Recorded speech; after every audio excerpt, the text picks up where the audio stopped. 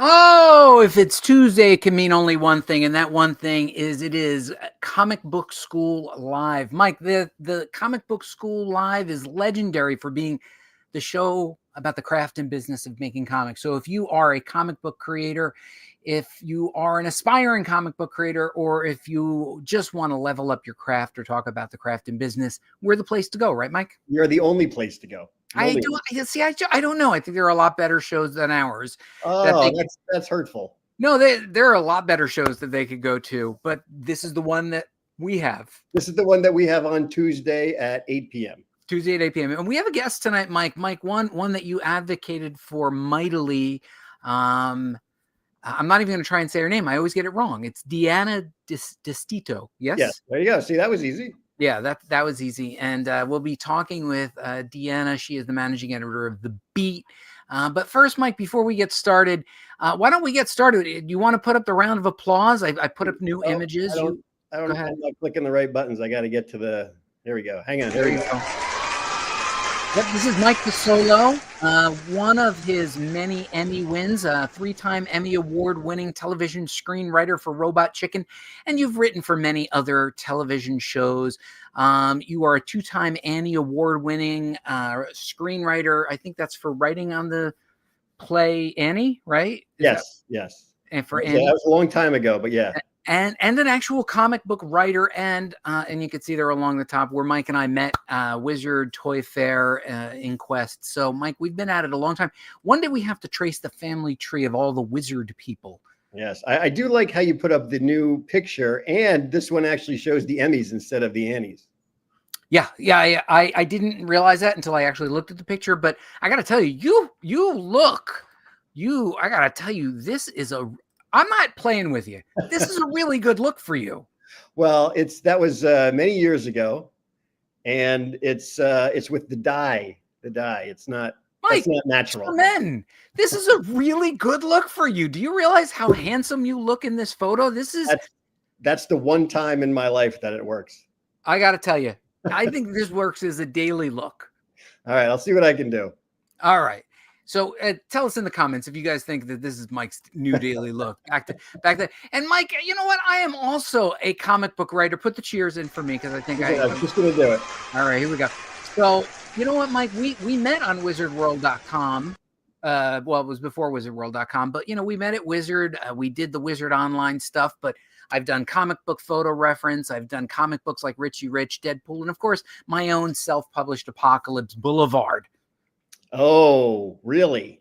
Yeah. I know all about Apocalypse Boulevard. Yeah, and pretty soon I'll be releasing it. It's never really seen the light of day other than the whatchamacallit, the Kickstarter, and then I never went to any more shows. Hello everyone. Hello Blossom. But so and what I'm going to need is a little bit of press coverage of this, Mike, and which is one of the reasons why we have our guest. Hey, Andrew. That's Andrew. You. Andrew. Oh, we got a bunch of comments that I already missed. You did? Oh yeah, we got this from Detective. I did have a Zappa mustache and beard at one point in my life. Well, Detective Seabury, I just the phrasing of the question, you never told me. Like you would have been like, boop, boop, boop. Yep. Seabury. Yeah.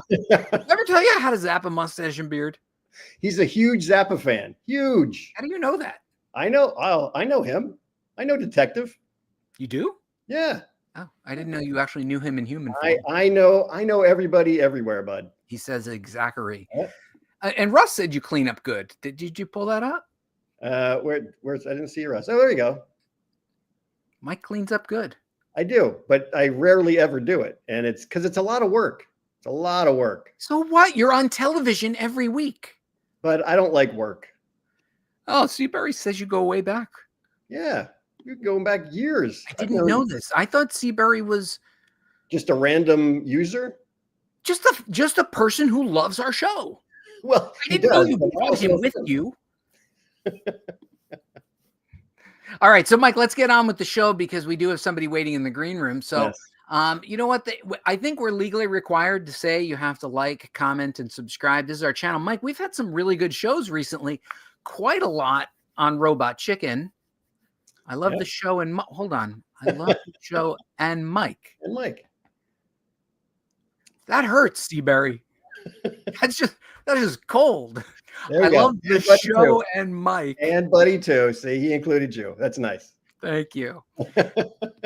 I love you too, Seabury. So anyway, Mike, the show, people have to like, comment, and subscribe, but you did 2 back-to-back episodes on Robot Chicken, and you've been burning up the feed with shorts. Great stuff. And then we did that 2-part series on character journeys and character maps. We've got a lot up our sleeves. So I'm supposed to say this, and I feel guilty saying it because I just feels totally not right. Smash that like button. No, don't smash that bell. Why do they say smash it? Smash that bell. It comes from the smashing of the keys and stuff. Anyway, Mike, we have a guest, and you're going to do the introduction. Get your cheering button ready for our guest. Please welcome Deanna Destito. Go ahead, Mike, do it.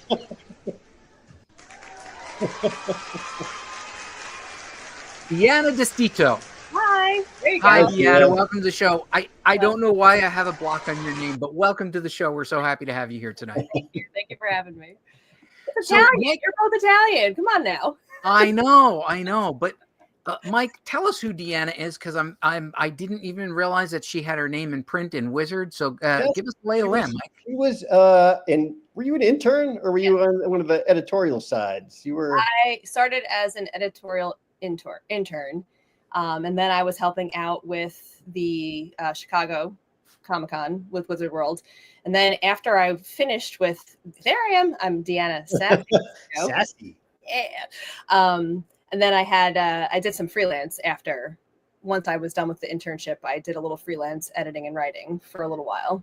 And now you've written a few thousand articles for the now Eisner Award winning The Beat. Congratulations. Thank you. Where's my cheering? Hang on. There we go. Yeah. Is that the first Eisner for The Beat? The first win. I believe it's been nominated before. This is the first win. Wow, Mike, we've never even been nominated. No. Well, I've been nominated for things. Yeah, what are you nominated for? I get nominated for a lot of stuff. Do you? Yeah. So Deanna's been writing for The Beat. You're the managing editor. We have several different articles that you've shared, and you're also going to be helping our audience to understand how they can, as independent or small press creators, get noticed by the fan press. So you have a lot of experience there. But also, Deanna is a self-published creator. Deanna, what are we looking at here? All right. So the one on the left, the From the Ashes. So typically I write mostly horror, thriller kind of stuff. That's kind of where I live. I do a lot of horror short stories, both in comic and prose form. From the Ashes, I tried to do something a little bit different. This was a detective series that I started, and it still has some thriller, some mystery in it, some twists and turns, but it was nothing supernatural, which is different for me. I tried to kind of expand a little bit. So that is the first issue of the first book. I should say it's a novel, not a comic book. But it's must be a recurring character, Detective Jason Sherman. Yes. So Jason he's the main character. It's a police detective, not a PI. He's a police detective. He's an NYPD detective. And the premise is in the first book is that he basically wakes up next to a dead body and is like, how did this happen? And the whole book basically is trying to figure out how he ended up there. But just tell us the end. What happened? I'm not gonna do that. You gotta get the Deanna. You can tell us and we'll just bleep it out. I don't like to read. Oh, although I did read all of Quiet Corners because I was able to get through it. It does sound cool. And this is prose, Deanna, right? From the Ashes is prose, yes. So you know your way around the QWERTY, I'm guessing. The QWERTY, holy moly, yes, yeah. QWERTY, yep. You know your way around the QWERTY, and you also know your way around panels and bubbles and Rus Wooton, legendary, the legend, the official legendary Letter to the Stars. Rus Wooton helped out on this, but tell us what Quiet Corners is. So Quiet Corners is a series that I started where it's, again, I do like to write in that short story format, and I like specifically, I love anthologies. I've been in, I have so many stories and so many different types of anthologies. So this is all my stuff. So it's each issue is going to be about 3 stories, short stories in comic form, different artists, different style artists, different types of horror. So like there's a vampire story, there's a ghost story, like there's kind of different little, different genres of the subgenres, I should say, of horror. So this is the first issue where I have 3 stories. 2 of them have been published elsewhere and 1 is brand new. So Savor, which is the vampire story, was actually in The Dark Reaches, which I also did with Rus. That was the anthology that we did about 10 years ago. We started working on that. And then Lights Out was a comic that I did with another artist, J. James. Well, we're going to show it. I have screenshots of the middle. Okay. Yeah, I got screenshots of the middle. Okay. So the overview on this is, Deanna, you've been in this biz a long time. By your count, how many approximate articles have you written for the Beat? A lot. A lot. Like I went in there and there was a lot. A lot. Yeah. I don't know, thousands maybe. I don't know, a lot. We're probably nearing 1,000 for sure. So you kind of this is your jam. Like you know what's going on in the industry. Yeah, I try to at least. Some fandoms I hide from. I'll be very honest. I go la la la la la. I don't want to know. It's just too much. All right, but here's what we're gonna do. We're gonna show.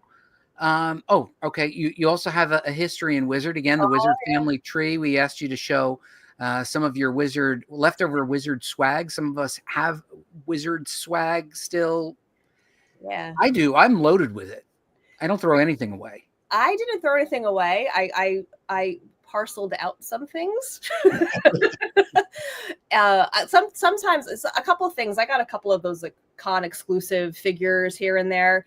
I did give some to people who were more into the fandom of whatever that was at the time. I also sold some stuff on eBay. No, what? Oh, sorry. You're going to make Wizard end up going out of business, Deanna. Yeah, it's all my fault. But then I had all of these Wizard exclusive 0 issue books for a variety of different, obviously it's like, Austin Powers, Pokemon, X-Men, like it's all over the place. So I have more. That's just a bunch, but I found a whole stack of them. That was just a little taste of what I have. Now you can go sell them on eBay. I can. There's a re-emerging interest in Wizard. I'm actually going to be on that Wizard podcast live this Thursday, Mike. I'm gonna be on their show.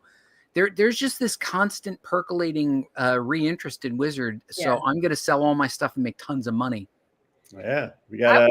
I was on one recently, a couple years ago. I think probably the same one where they had a bunch of us from who survived Wizard. We're all talking about survived Wizard. Andrew Campbell says, "What's your eBay store?" Oh, I have to look up my handle. I don't remember. All right, well, we're going to give you the website. Maybe you could put it on your website. Okay, definitely. Maybe you should link to that. We'll give you a link. Deanna, you've written a lot, and I just said, send me your 3 favorites. Why were these your top 3 favorites? Give us the short version, not the long version. Sorry. So the Space Quest one, I think that was the Joe Casey one, right? Yeah, looks like it. Can I tell a little story about Joe Casey? Absolutely. We're here to listen to you. So Joe Casey probably has no recollection of this, but this is actually linked to Wizard. When I was an intern at Wizard 5,000 years ago, and, at the time, there are more women in comics now, but, we were few and far between. We're talking 20 years ago. And I was told to call Joe Casey. Now, he's at the height of his X-Men fame. This is when he was doing all the sunglass photo shoots, right? Yeah, and let's just face it, career in comic book writing or GQ model, Joe Casey could have chosen. Either or. I do know. I agree with you. Joe Casey, unusually handsome, even by handsome standards. No, he's comic standards. He was outstanding. Yeah. And so I had to interview him, and he was at the height of his fame, and they put the lowly little girl intern on the case. And I don't know if he was insulted because they put me on it, but he wasn't particularly nice to me. Oh no. So like I was a huge X-Men fan. That was my intro into comics. I loved the X-Men. And I was a little heartbroken. I got off the phone and I walked into the bullpen. I was like, Joe Casey, X-Men, and he really wasn't very nice to me.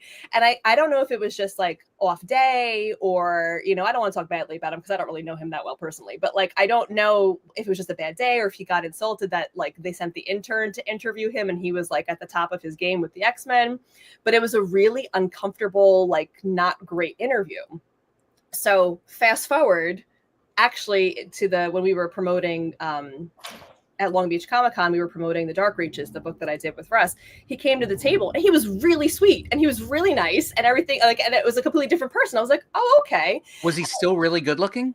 Of course. Yes. And like, I was like, okay, maybe it was just a bad day. And then just a bad day. And then fast forward, we got this interview opportunity. And I said to Heidi McDonald, the she's the editor-in-chief of The Beat. And I said, I feel like I have unresolved issues with Joe Casey that need to work out.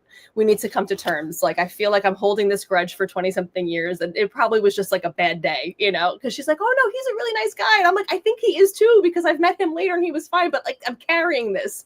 So that's why that interview was a really great interview. And he was so sweet and so nice. And I was like, okay, we're good.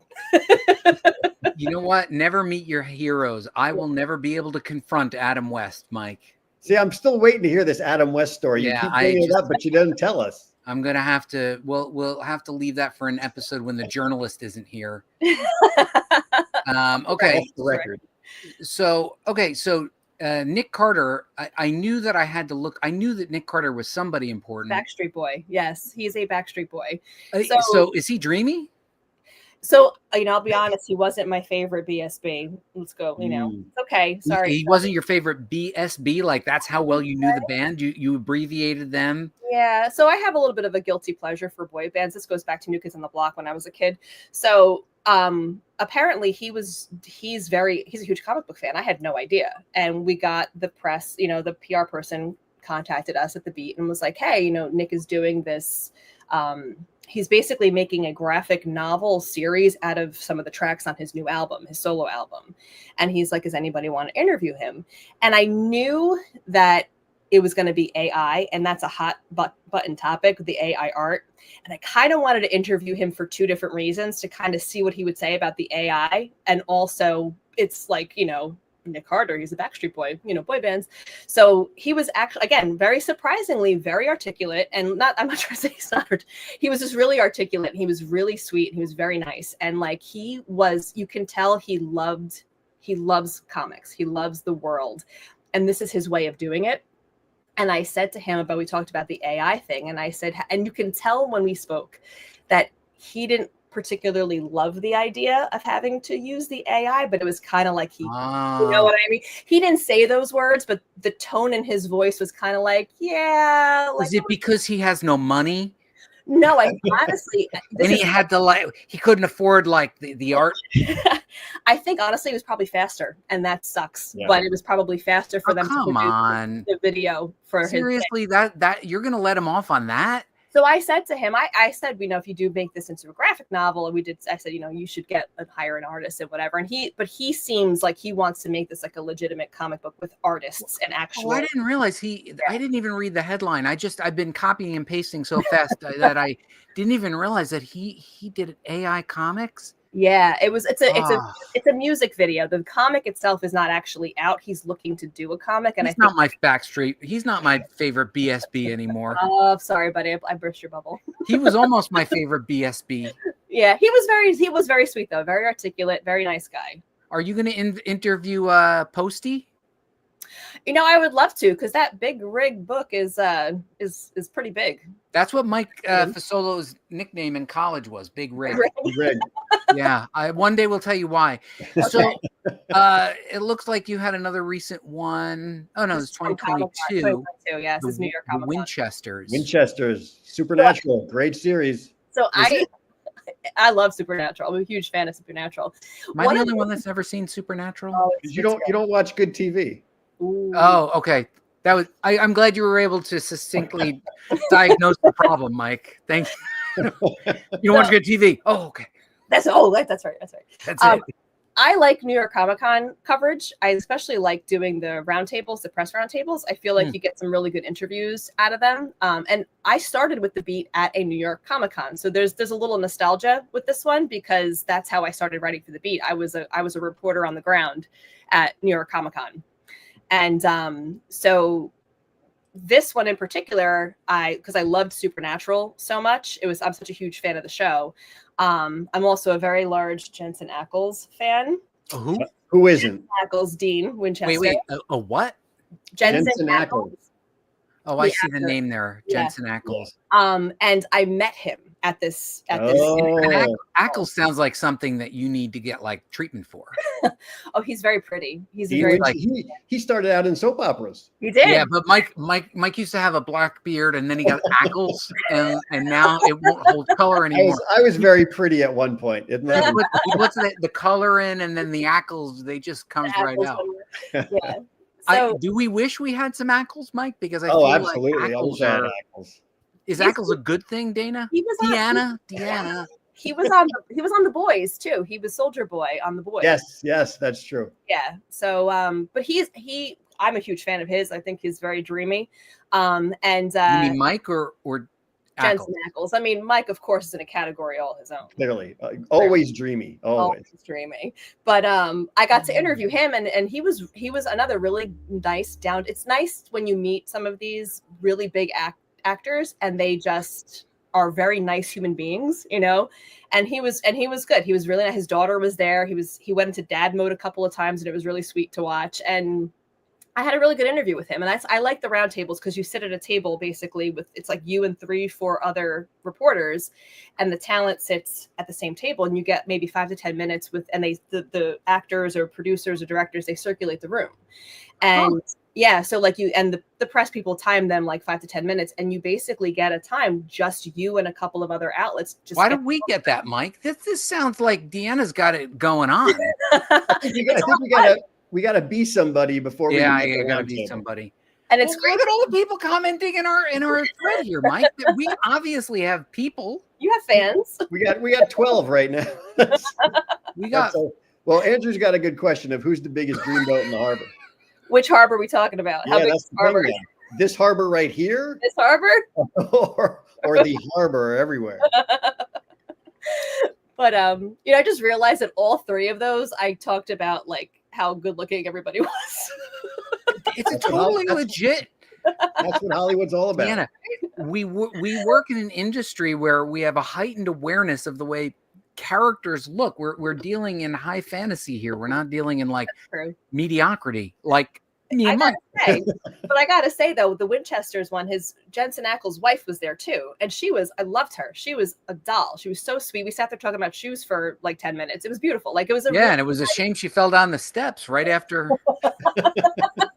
And now she's just gone. She's out of the picture. No, so these I like the interviews. I like getting personal with people, asking them good questions, really kind of getting into their projects, and it's nice. And New York Comic Con is fun too, because you get those like nice, personal small group experiences with some of the talent, and not just I've interviewed R.L. Stein, and which is huge for me because it's huge for anybody. That's a huge get. And he was awesome. He was such a sarcastic grandpa. It was wonderful. I loved it. I'm more than a little jealous of the access that Deanna has to celebrities and to you. Well, see, now when you want a celebrity, you know who to go through. Well, I can call you anytime, Mike. Yeah, but that's not real celebrity. You are real celebrity. Okay, so Deanna, just so we go back, that comic book school is about the craft and business of making comics, and many of the people who are watching live with us and in replay are creators, maybe putting out their first book, maybe they're putting out some of their second and third books. They could even be established creators who are doing an indie project, like me, for example. We all need media coverage, and I'm going to ask you about some of the media coverage that you've given, and then I want you to give some tips about how people can level up their visibility to get media coverage. So take it from anywhere you want, Deanna. Okay. You want to tell us about why you chose these, or how people can gain the attention of the media? You go. We're here to listen. So I used to do the column, the Small Press Spotlight. We haven't done it in about a year. Since I took over ME, it kind of got backburned a little bit, because before I took over doing the managing editor, I did more writing. Once I stepped into the role of managing editor, there were a lot of other moving parts that I kind of had to deal with and, manage. And then I started writing less. So I would like to bring this back, because I enjoyed doing this column. And I thought this was I always like the little guy. I like to promote the small press. I like to see what people are doing. One of my favorite things going back to New York Comic Con is walking around Artist Alley and finding that one or two, that those tables where they're not the most famous person, because there are some big names that do Artist Alley at the bigger shows, and that's fine. And I like talking to them too, but I like looking for the little guy. I like seeing the smaller table who has, self-published stuff on there that might not be getting the same amount of attention. And what I would do is I would pick like 2 or 3 at a show, and I would say, hey, I'm from the beat, I want to, and I do like a little Comic-Con roundup where I promote a couple of these smaller guys. And they're always so grateful, and they're always so like, oh my God, because someone's paying attention to their work. And especially in a bigger show, is a lot going on down in Artist Alley, right? So what I started to do is also, if like I would see people that I like their style, or they had a good idea, I would leave them my information, and I would say, why don't you send me an email, give me some of your stuff, and I could, see what I could do, work on some coverage. I have this column, this and that. As the column started to get more popular, I had a lot of people just emailing me cold and going, hey, I have this comic book, I would love to get some coverage on the beat. Like, what do you think?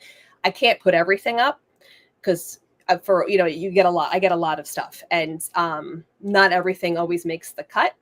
But if I see something that's interesting, or that has like a cool art style, or the story has a cool spin to it, or an interesting, original idea, I'll email them back and be like, hey, I really like this. Let's talk about coverage. Like, can you give us a preview? Can you give me some samples? Like, things like that.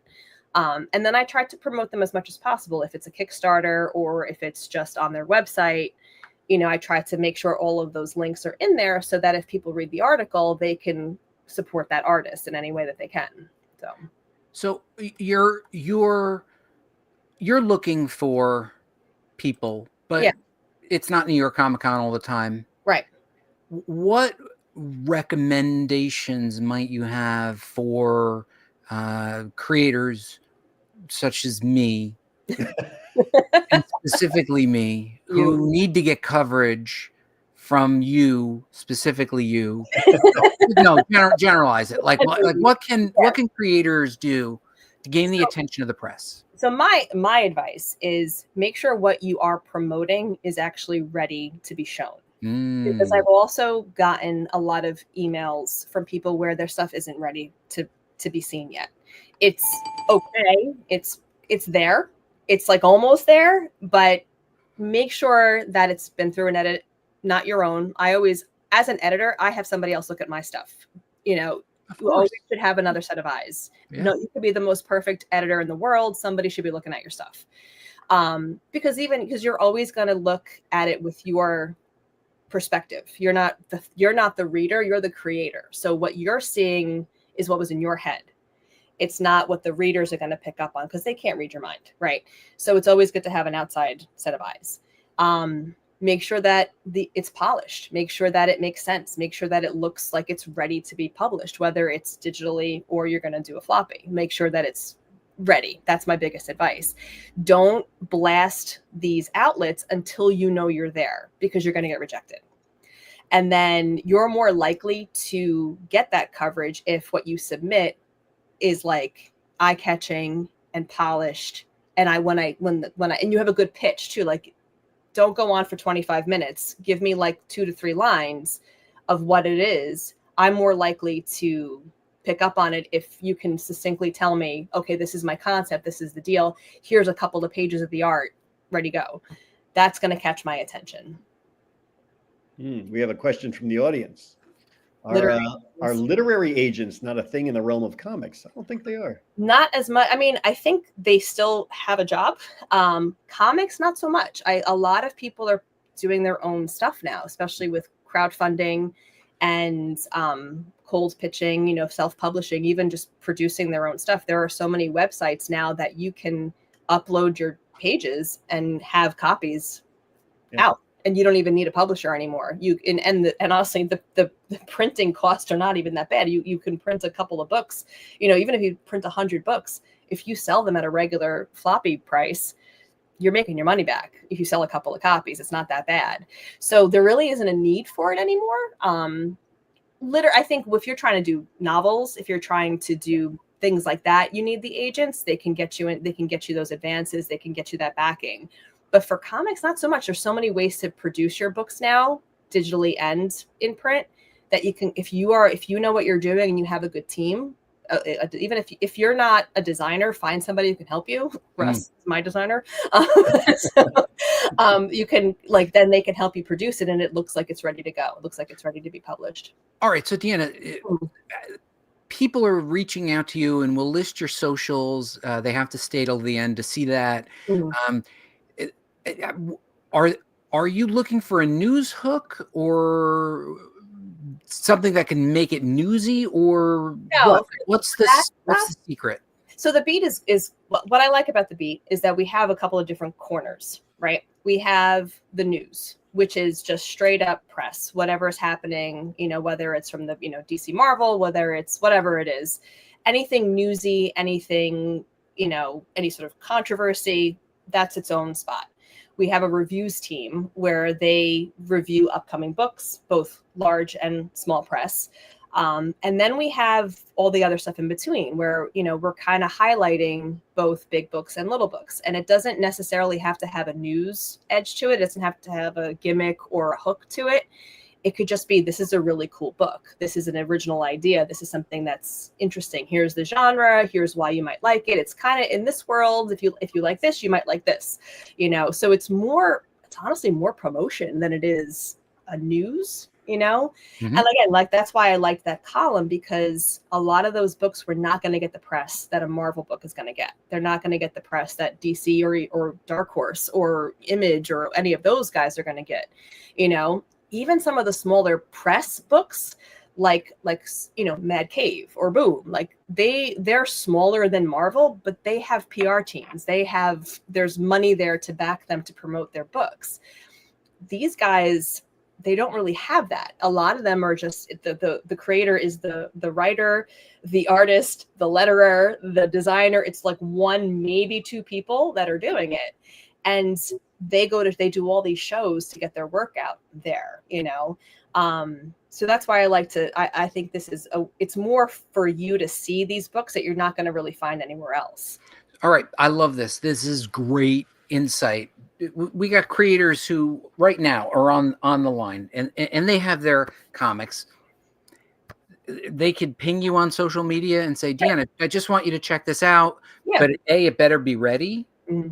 Right. Yeah. And what else? Number one, it's got to be a product. It's got to be ready. It's got to be a product. It's got to also, it can be stylistically similar to something. It's okay to show who inspires you. It's okay to show, say you love, Jim Lee. I'm just going to pull out a name. Your style can you can draw like Jim Lee, right? But I don't want it to be a carbon copy of him. You know what I mean? Why is it yours? Right? What is different about your book? You can have that inspiration, but what makes it yours? Especially for small press, you're not bound by any rules by some of these publishers where they go, and editors, these editorial teams that go, no, you got to change the story because this character, when you don't have to worry about a legacy character like a Spider-Man, you can do whatever you want. but make it exciting. I don't want if I want Spider-Man, I'm going to go read Spider-Man. Why should I be reading your character? What is it about? It could be a superhero. It doesn't have to be something edgy or dark to be small press. That's the other misconception. It doesn't have to be edgy. It doesn't have to be dark and gritty to be small press. It can be a superhero comic, but why is yours different than these other guys? What makes this guy special? Yeah, I love this. And this is awesome advice, Deanna. Sorry, I didn't mean to cut you off, but it sort of triggered a thought. Let's say you're not outgoing and you're a malcontent who lives maybe in the Los Angeles area. And you do great work, but because you're introverted and a malcontent, and I don't mean Mike specifically. It could be anybody. It's someone similar. Someone similar. How could someone like Mike, who's not really outgoing, connect with you? And I feel like he's your perfect candidate. He's doing good work. He's flying so far below the radar, but he just doesn't know what to do. Is it on Twitter, Blue Sky? What are we talking about here? Email? Me? Or anybody. Any doesn't have to just be you. It could be any press. How do we work with the press? So I think you should be following whatever outlets you want to connect with on socials. Instagram, Blue Sky. Blue Sky is getting a lot of traction, especially in the comic book industry.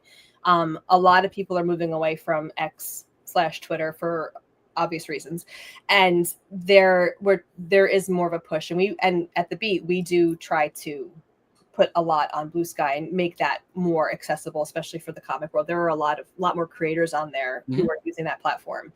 Some of the platforms you can't message people directly unless you each follow each other, which makes it hard. So I think that's like a Twitter thing. Like, unless you follow each other, you can't DM them.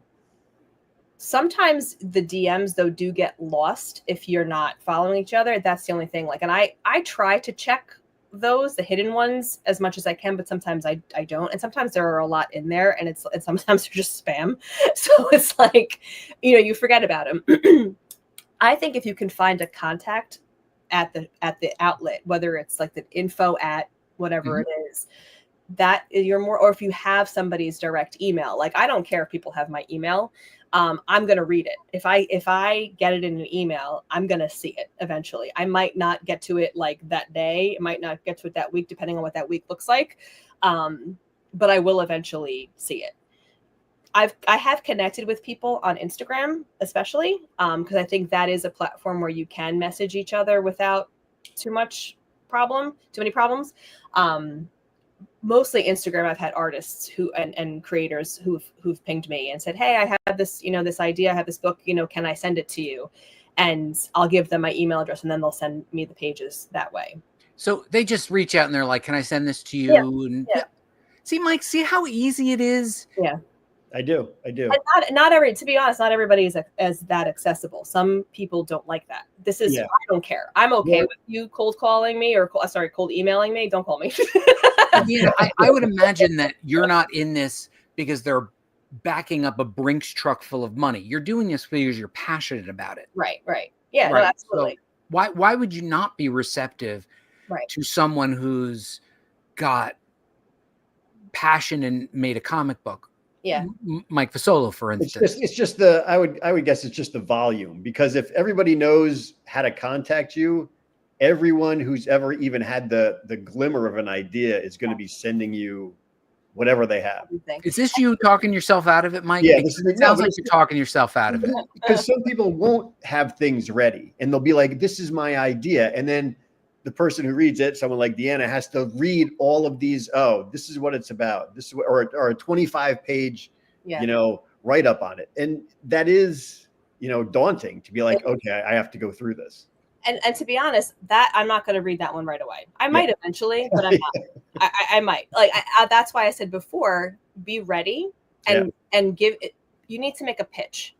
And just as if you were to pitch it to any of the big publishers, you need to be ready with your pitch. And it shouldn't be more than a couple of lines. If you can't hook me in those first few lines, it's not going to happen. 3-time Emmy Award winning, 2-time Annie Award winning screenwriter publishes his own comic book. That's a pretty good hook, right? Pretty good hook. I might pay attention. I know it's Mike, though. I might not.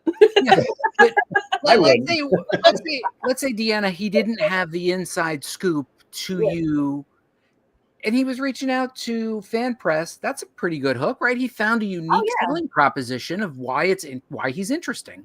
and honestly, street cred goes a long way. I pay more attention to, and it doesn't have to be Emmy winning. It doesn't have to be that level. Doesn't hurt. It doesn't hurt. No, of Yeah. course not. But if you present like your background and, you know, like I've published this, I've worked with this artist, I mentor, even so-and-so was my mentor. Like if you, or I used to write for this, like any of that, putting your credentials in there is helpful.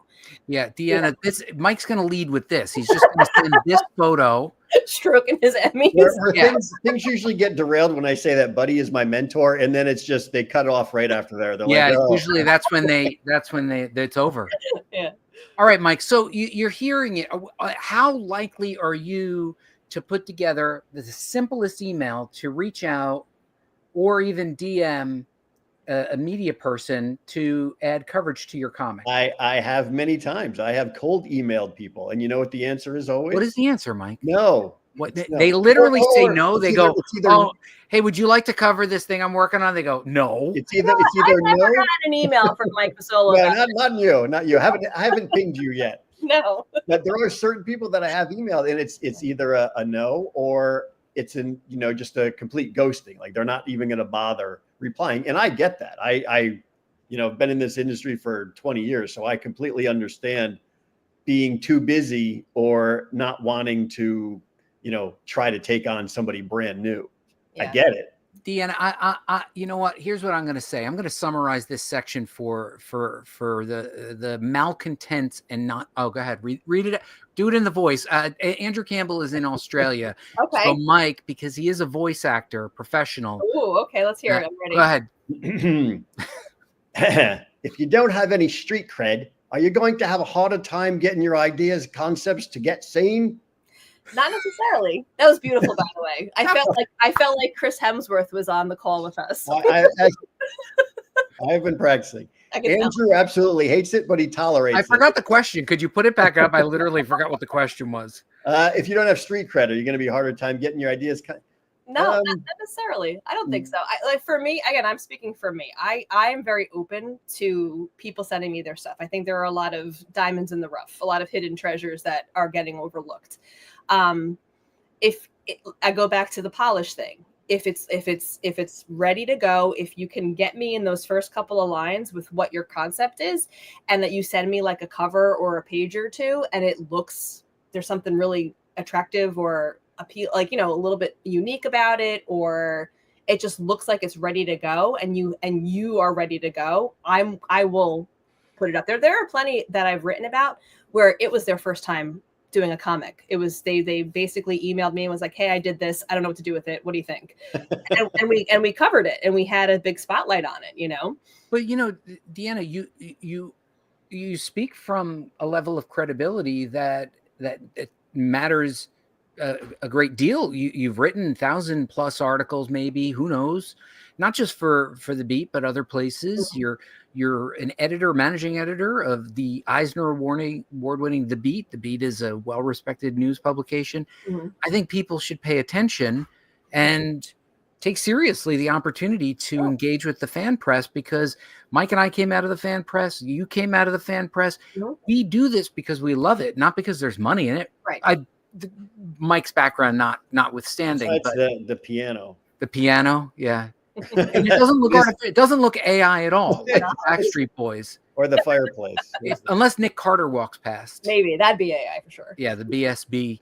So, all right. Any final thoughts? Because there's other things I need to talk with you about, Deanna. I can't just sit here and entertain people forever. You good? That's my basic advice for that stuff. All right. That's good advice. Okay. But you know what? You also come from a place of writing and editing. So I wanted to show this. So you shared with us this publication, which you talked about a little bit earlier. You have 3 stories. And I'm going to say something that people have said to me many times, which is, oh, I had this idea. Right. But you did it. Right. You took 3 stories. Mm-hmm. You packed it in here. I'm going to just breeze through them. Mm-hmm. I see the mark of quality here. Rus Wooton. No, it's good. Yeah. There are 3 individual stories here, all written by you.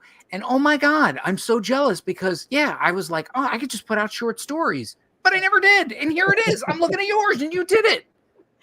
Yeah, and then I have a short story collection that's all prose too. That's on Amazon. Oh, I'll get to that. Don't worry. Sorry. I got everything, my friend. Okay, good. Yeah, I mean, honestly, I'm not an artist at all. I'm the writer. I can't. My son or my daughter try to get me to draw things for them, and I'm like, you're looking at the wrong person.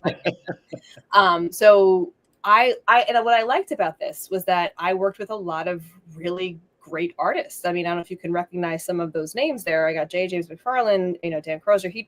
Dan does the wood etching. That's the cover. That's him, and he also did Saber. And then very cool style. And I have another story with him as well that is going to be published in a later edition of this.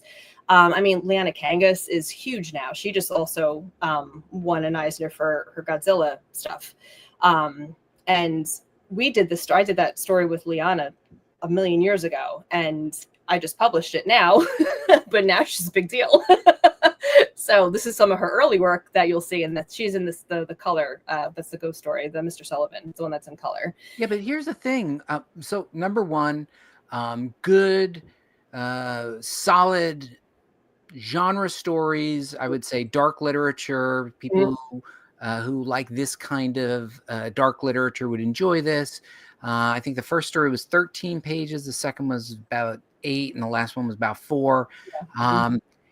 You know, it just was a solid piece of work that A, showed what you can do, but B, and I think probably most important of all, you put something up for sale. It doesn't matter how many you sell. Right, you right. Put a product out there, yeah. and you didn't just let it sit in your head or on your hard drive. Yeah, yeah. I want to be able to do this. Like, I want, whether I self-publish or somebody decides they want to help me do it, I have a lot of stories that I want to tell, that I enjoy telling. What am I going to do with them if I don't share them, right? And now the wonderful thing nowadays is that there are so many options to self-publish. What am I waiting for, right? I don't have to wait for a publisher to pick up, my stuff. I can do it myself, and it doesn't really cost all that much to do it in the end. Well, and the important thing is you did it. It's done. Yeah. Yes, getting it done.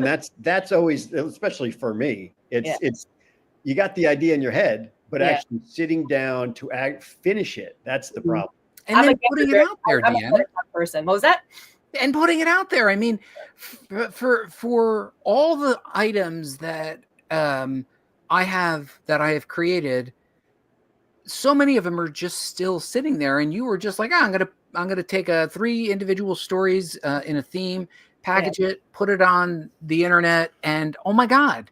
Yeah. Genius. And I have to give Rus credit for this. He's definitely. Don't give Rus credit. Stop. Stop. He's been very much, very, very a big part of my help. See, look. There he is. There he is. Here you are. You're feeding him. In that ego. We love Rus. He's a huge, huge help to me. Like, he has saved my butt several times with a lot of this stuff. Because again, I'm not the artist, I'm not the designer. I got the stories, I got the script. He's for sure the one who makes the actual product happen. And when they ask for dimensions, I have to be like, Rus, what does that mean? Now read this one out loud and let Deanna react to this, Mike. Thanks. There we got funny because I just cleaned out boxes and boxes of unpublished, half-finished pieces of work out of my basement. We all have that. Let's do it. What's your advice to blank stare here, Deanna? So I have those too. I have a lot of things that are a little unfinished, and I'll get an idea and I'll work on it, and then I hit a wall, and then I put it aside, and then work or something else comes up, and I'm like, okay, or like I have that moment of like, I'm not really interested in writing that anymore. Let me go over here, and then. But I'm trying to act now that a lot of the stuff too was before it was so easy to self-publish, right? Now that it is, once I did that first thing myself, once I was able to do, especially the prose books, because that I did completely by myself. There was no artist involved, right? I was able to do that. Once I did the first book completely by myself, and I saw how easy it was to work with a lot of the platforms now and a lot of the tools that are available for self-publishing, it inspired me to get all that half-finished stuff done, because now I know I can do it. That's awesome. I'm not relying on somebody else to finish it, or to somebody to want to publish it, or somebody to want to pick it up and do whatever with it. So like that, I think you have to do that first one and see just how easy it is. And then it's going to be like, oh, well, if I can do this, I can do this. And and I'll just keep going. You just keep going and going and going. That's where I'm at least with that.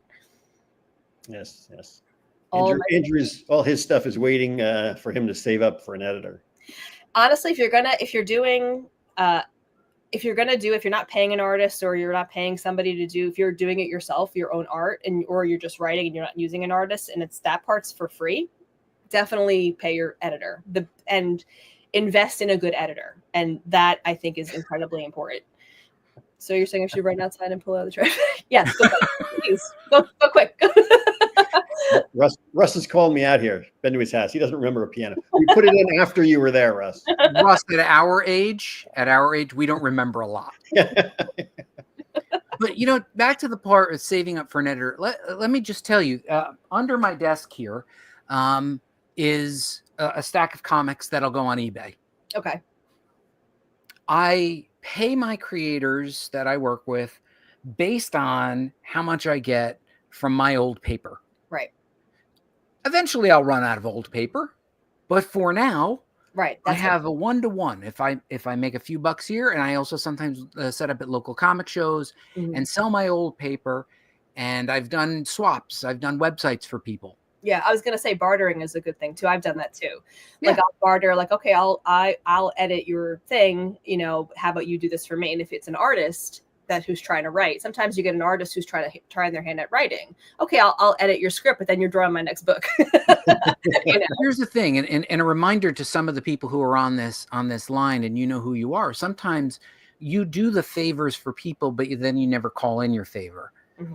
So, you got to call in your chip sometimes. You know what? I need a design. I need you to, lay this out, and you need to do it because, life's short. This, this is not a rehearsal.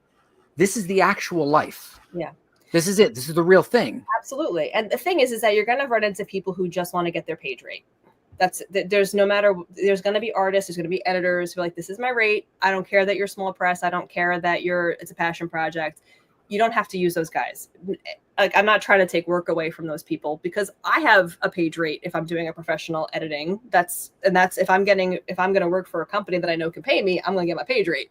But if it's a small press person and I can tell it's a passion project and I can tell that they just want to get this done, I'm open to negotiating. I'm open to a barter system. I'm open to whatever it is because I've been there. I know what that's like when you don't have the budget, but you need the budget for certain things. But if you have a tiny budget, invest it in the right spots. Mike, what do you got to barter? I got to barter. I should note Redheaded Ed, just as a plug, is designing my logo, Mike, and we're going to probably have Redheaded Ed on our show next week to show the logo of the comic book that I am working on, and we're going to show a behind-the-scenes process of how Redheaded Ed organizes the squirrels in my brain. But Redheaded Ed is also an animator and illustrator and is doing my logo. But Mike, what do you have to barter? What do you have to offer? I have you can't see him. I got a piano. I got 3 Emmys that aren't in the background, but yeah. Yeah, trade your. I'm happy to take my nameplate off and send somebody an Emmy if they'll do some work for me. You gotta find some other things that you can barter, Mike. They're you gotta be on. Oh yeah, here she is. You on screen this time? Yeah, you gotta get your hair did. You and Mike can go at the same time. Mike's gonna get that just for men. Yeah, I can do that. Just the Yelps. What is it? The Yelps? The guy from the what? Supernatural. What's the name of the boy? Oh, Ackles. Oh, he's got the Ackles. Yeah, because Yelps is very close. Piano on key. Oh, good question. Mike, walk over there and then plink a key. We don't have time for that. Give us a G sharp. All right, here we go. Let's keep going on because Deanna said she's sick of us already. I am just gonna directly. This is your From the Ashes, so they can find it on the Amazons and they can buy it. And what I'd like to know, it's also available on the Kindle app for free for the free unlimited. Oh, okay. Look at that. And it's only 110 pages for those of us who have become short attention span. Mm-hmm. Yeah, it's short. It's a short, easy read. And I did that on purpose. I wanted it to be a little bit more. It's a straight up NYPD detective mystery novel, easy read on the beach. you know. What does it compare to? Who if you like and watch or read and watch, what does it compare to? I guess at the time when I started writing this, I was reading a lot of this. There's another writer she's got a tremendous amount of books, AJ Rivers. So I started reading her books, and she has a ton of them on. They're like hers is an FBI agent. That's her main character. I started reading her books because when my kids were little and they wanted me to lay with them to fall asleep, to stop me from falling asleep, I needed something on my phone that I could read. So I was looking for these easy to read on the Kindle app books, and I got into her series. And she's got Emma Griffith is the character. It's an FBI agent. She's got like 20 something books. Yeah, but let's talk about your thing. Like that was the inspiration. So if you've got any of those kind of series, like those FBI series or things like that, I would say that's comparative to what this is, at least. Yeah, and I like, you got me at, he wakes up next to a dead girl with no memory of the night before. I feel like this. It's like Buddy's story. Yeah, I feel like I should read this. Okay, we have Tales to Read at Night, yet another Kindle that you published. Yes, I'm so proud of you. I don't even know you, and I'm so proud of you. This would be. I would like to read this because it's Deanna and I know her, but it would be too scary for me. So this is the short story collection. This is all prose short stories. And it's got different types of horror in it. There are ghosts, there are demons, there's just people, serial killers, which is probably the most horrific of all. And like vampires, it's a lot of subgenres all mixed into the different books, you know. Here's what we're gonna do. I'm gonna ask you to do me a favor, Deanna. We're gonna go because we've been working on this. Deanna, can you give our audience permission to not wait and to just give them permission? They're allowed to do this too. Go ahead. What am I doing? Give them permission that if they have stories that they want to self-publish, they don't. Oh, yeah. They need permission. They think they need permission. I want you to right now talking to the camera and give them permission. You have my permission, and that's all that you need. All right. And honestly, Amazon, the Kindle platform, the KDP, the publishing is so stupid easy to use. Like, you don't even need design skills. You don't need any sort of. Did you know that Mike wrote a novel? Co-wrote a novel. Or co-wrote a novel? You literally can take your Word doc or your Google Doc or whatever it is, and you upload it into their platform. I didn't finish reading it though, Deanna. Because it probably wasn't formatted well. It wasn't. Yeah, I will say it was a wonderful read, and I don't know why Buddy didn't finish it. When I didn't see special thanks to Buddy Scalera, that was it. He was done. I tapped out. I was like, I'm out. But I think now that this is inspiring me to do the Amazon publishing. It's really easy. And like it walks you through the steps. You just upload your manuscript and it tells you how do you want people to read it? Do you want it in for like a tablet? Do you want it for your phone? And you can pick different formats. Can I select in the bathtub? Yeah. How do you want them to read it? I want them to read it in the bathtub. Okay, yeah. Redheaded Ed. What is she saying here, Mike? Standard format. Just use standard format. Off sizes are a pain, and any Kindle or e-reader platform.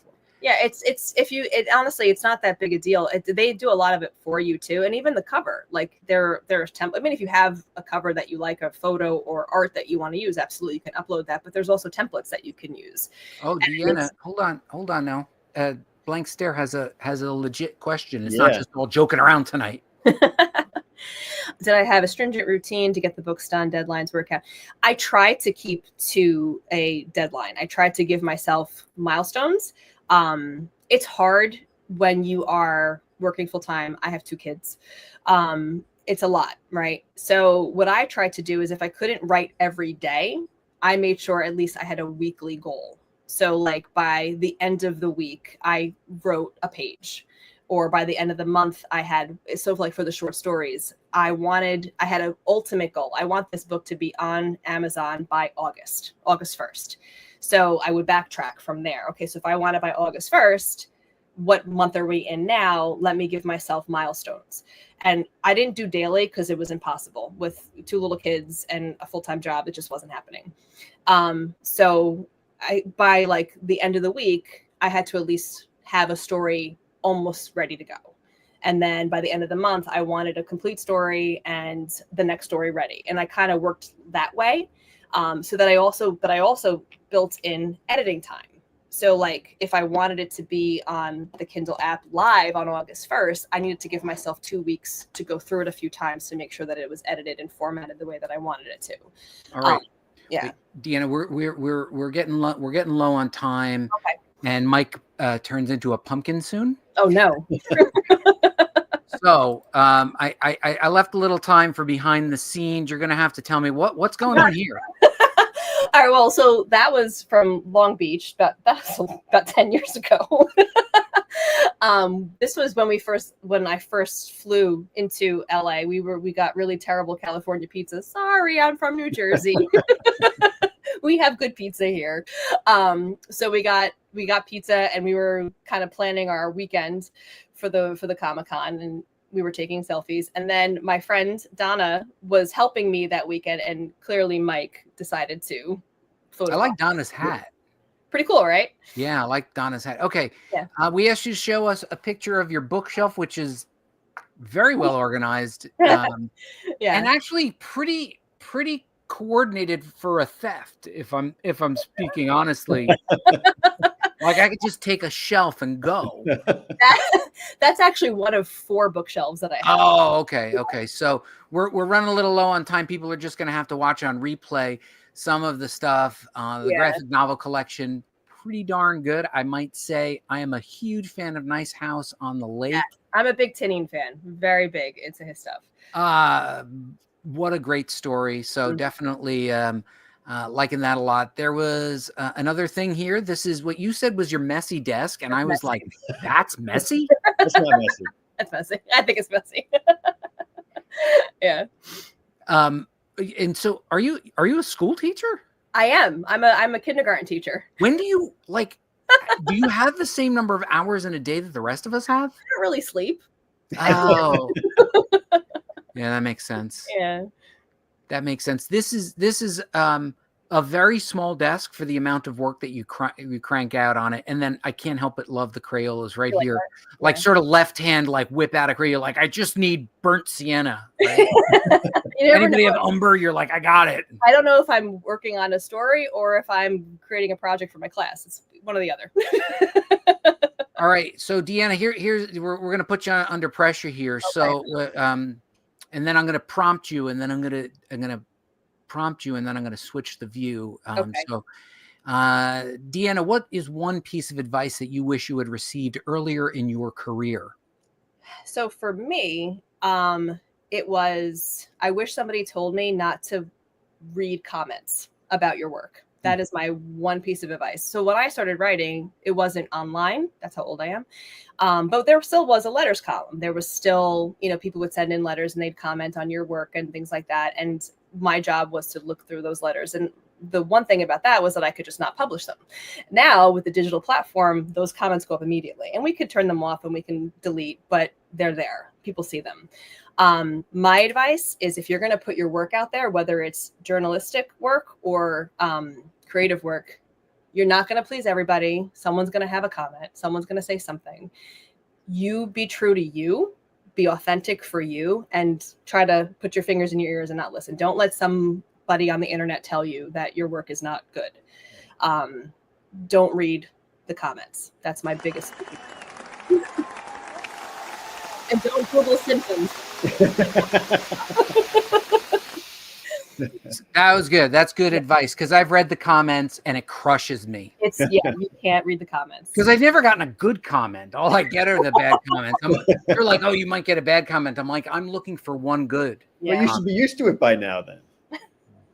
You'd never, no matter how thick your skin gets, and I have very thin skin, I can't take anything other than praise. But you know what? But if you hear some of these very famous writers, even up to Stephen King, how many times did he get rejected before he was? I don't care. I have thin skin, Deanna. I'm not like I'm not like regular people.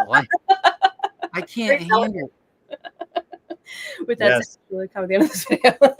Perfect. Yeah, you can comment here. All right. So, we got the one piece of advice. You can find Deanna on the X platform. You can find her on the Blue Sky platform, and you can find her on the Instagrams. This is her website. Go there, click through, find all the stuffs. Did you know that we have a community spotlight, Deanna? I did not. Yes, where we spotlight one person who is part of our community that we would like to draw spotlight on them. And Mike, you're gonna have to get ready with the cheers, right? Okay, let me get my assets ready. This is as big of a surprise to Mike as it is to everyone else, because Mike's only requirement of doing the show is he doesn't have to do any pre-work.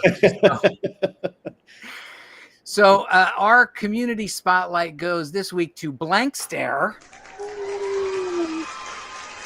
who is always number one in our comment section, always there for us, always making sure that we're getting encouraging feedback. And we want you to know, Blank Stare, that we greatly appreciate you and the encouragement, and you give us a reason to read the comments. Thank you, Blank Stare. All right, so that puts us near the end of the show. Before we do that, Mike, I think you probably left something in the green room for Deanna. Deanna, I'm going to put you in the green room there for a second, pop you out. Mike, what did you put in the green room for Deanna? So that today I bought some blue cheese and some black olives. All right, let me pull her back in. So Deanna, let's see that you got what do you think of the blue cheese and black olives that he picked out for you? It's very nice, and I do like the fancy plate that he put it on. Of course. Oh, I didn't know that Mike had that. Only the best for our guests. I love it. It's very delicate, little flower design, but this is pretty awesome. Look at how many black olives I got. It looks like he cracked 2 cans. Was that like the Costco size can, Mike? That was the Costco size can. I'd been there shopping earlier today. All right, Mike, cue up the groovy out music, and Deanna, you and I will say thank you, everybody. Mike's going to put on the groovy music. All right, thank you for joining us tonight, Deanna Destito. We appreciate everything that you did coming on our live show, and thank you for joining us, whether it be live or in replay. We love you guys, and we will see you again next Tuesday with more craft and business making comics right here on Comic Book School Live. Good night, everybody. Bye.